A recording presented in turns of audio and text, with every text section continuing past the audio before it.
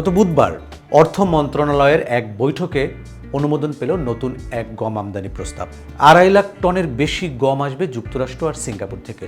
কিন্তু হিসাব বলছে একই গম সিঙ্গাপুর থেকে কিনলে প্রতি টনে বাংলাদেশের সাশ্রয় হতো প্রায় 3,000 টাকা।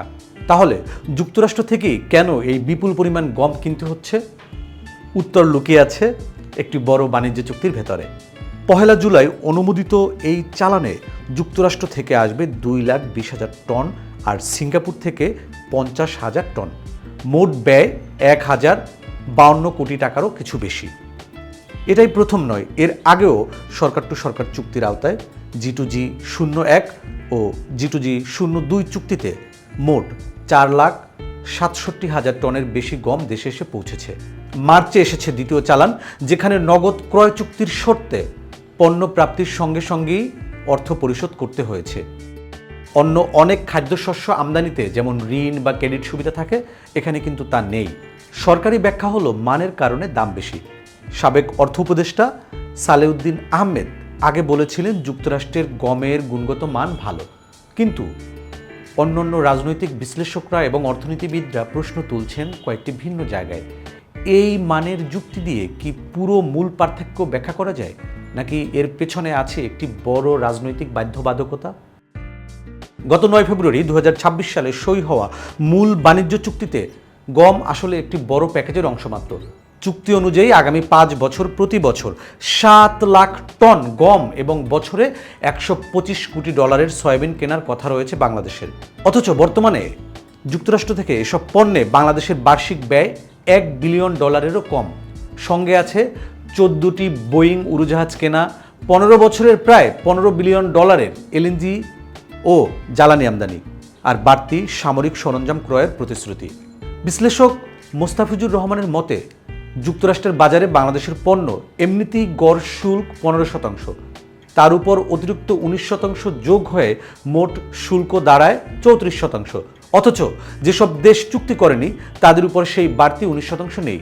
প্রশ্ন উঠছে, তাহলে এই ছাড় আসলে কতটা ছাড়? প্রথম আলোর বিশ্লেষণ বলছে 32 পৃষ্ঠার এই চুক্তিতে শ্যাল শব্দটি ব্যবহার হয়েছে 179 বার, যার মধ্যে 131 বারই বাংলাদেশ শ্যাল, অর্থাৎ বাংলাদেশকে নির্দিষ্ট পদক্ষেপ নিতে বাধ্য করা হয়েছে। বিপরীতে যুক্তরাষ্ট্রের বাধ্যবাধকতা মাত্র হাতে গোনা কয়েকটি। সিপিডির গবেষক খন্দকার গোলাম মোয়াজ্জেম হোসেন এই চুক্তি দেখে নিজের প্রতিক্রিয়ায় বলেছিলেন এটি তাকে হতভম্ব করছে। এবার দেখা যাক সম্ভাব্য ক্ষতির জায়গাগুলো কি কি। প্রথমত, বাড়তি ক্রয় মূল্য। সিঙ্গাপুরের চেয়ে প্রায় টন প্রতি $24 বা প্রায় 3,000 টাকার বেশি ব্যয় হবে এখানে। বাধ্যতামূলক ক্রয়ের চাপ। বছরে 7 লাখ টন গম কেনার প্রতিশ্রুতি, যা বর্তমান চাহিদার তুলনায় অনেক বেশি এবং প্রতিযোগিতামূলক বাজার থেকে সরিয়ে আনতে পারে। নগদ চুক্তির শর্ত। ক্রেডিট সুবিধা ছাড়াই পণ্য প্রাপ্তির সঙ্গে সঙ্গে অর্থ পরিশোধের বাধ্যবাধকতা, যা তারল্যের উপর চাপ তৈরি করে। অসম দর কষাকষি। বিশ্লেষকদের মতে বাংলাদেশের চুক্তি অন্য দেশগুলোর তুলনায় বেশি শর্তযুক্ত, বাধ্যতামূলক ক্রয় সমৃদ্ধ ও রাজস্ব ক্ষতির জন্য ঝুঁকিপূর্ণ। 5 নম্বরে রয়েছে নীতিগত স্বাধীনতা।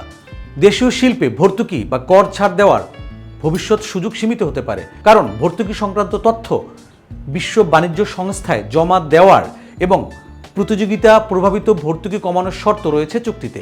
6 নম্বরে রয়েছে ভূরাজনৈতিক প্রতিরক্ষার ঝুঁকি। চীন রাশিয়া নির্ভর সামরিক সরঞ্জাম সংগ্রহ সীমিত হলে ব্যয় ও সরবরাহ দুই দিক থেকে এর প্রভাব পড়তে পারে। সরকারের পক্ষে যুক্তি হলো এই চুক্তির মাধ্যমে যুক্তরাষ্ট্রের বাজারে বাংলাদেশি পণ্যের শুল্ক কিছুটা কমবে এবং যুক্তরাষ্ট্র বাংলাদেশের সবচেয়ে গুরুত্বপূর্ণ একক রপ্তানি বাজার হওয়ায় সেই সম্পর্ক ধরে রাখা জরুরি। এছাড়াও বাণিজ্য মন্ত্রীর ভাষ্য অনুযায়ী গম, ভোজ্য তেল, এলএনজির মতো পণ্য এমনিতেও কোনো না কোনো উৎস থেকে তো কিনতেই হতো। তবে বিশেষজ্ঞরা বলেছেন চুক্তিটি কার্যকর হওয়ার আগেই এর পুনর্মূল্যায়ন দরকার।